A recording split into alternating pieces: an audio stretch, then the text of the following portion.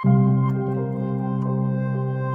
sa mga isyung panlipunan na ikinakaharap ng mga mamamayang Pilipino ay ang pagtaas ng mga presyo ng mga pangunahing pangangailangan.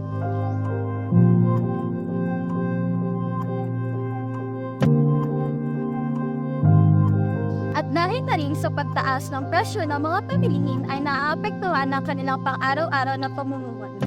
Isa na rito ay ang pagtaas ng presyo ng gasolina at ang pagtaas ng hinian ng taripa dito sa Bubble City.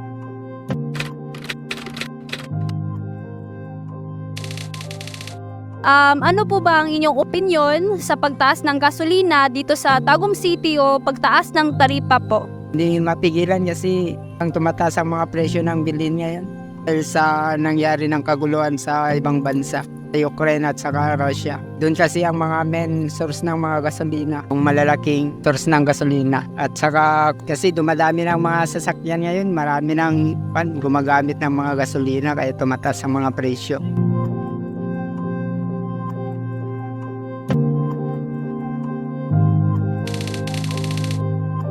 Problema na mo sa pagtaas sa gasolina, as po ang pamasahe. Labaw na dyan dito sa Tagum, imbes kay 15 ra, nahimo ng 20. Niya ang liti po sa Tagum, magmadaom, yung taas na po kay ang katarungan sa mga driver, yung taas daw ang gasolina. Nang nagmahal po sila ang pamasahe. Niya ang tanan po palitonon, pati pa sa eskilahan, problema po kay taas ang gasolina, ning taas po ang mga aning school supply. Niya naglisod ron ang mga ginikanan, labi nagdagang mga anak, naglisod sila o pamalit sa ilahang mga ritonon sama sa notebook. Yung mahala, tag 50 ang isa. Dili po pababaan ang pamasahe. Steady dyan gahapon. Yan, saon na lang, labi nagdaghan ang mga estudyante sa isa ka pamilya. Lay upat, dahil 5, napay college.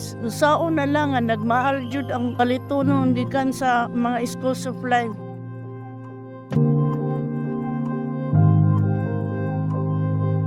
For me as a student, ang pliti karon diri sa Tagum kay mahal ra pud kaayo. Dapat najoy hakbang nga buhaton ng ato ang government diri sa Tagum nga pababaan gyud ang kanang pliti ning issue dugay na mangud ni.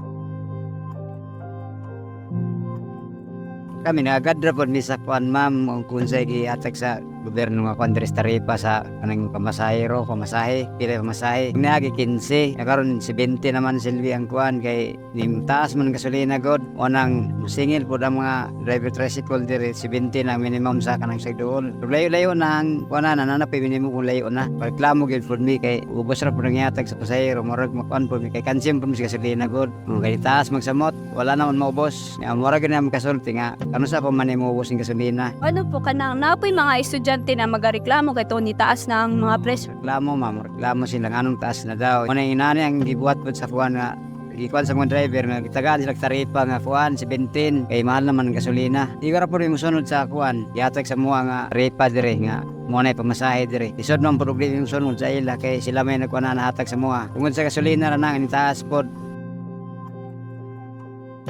Patoy sa aming nakapanayam kanina ng mga tricycle driver at ang mga commuter, nagkakaroon talaga ng problema dahil sa pagpahal ng presyo ng gasolina at ang bigas. Pero kahit na may problema silang kinakarap, ay patuloy pa rin ang paglaban nila sa kanilang buhay upang mas magkaroon ng sustento sa kanilang mga pamilya. Yun lamang po, maraming salamat.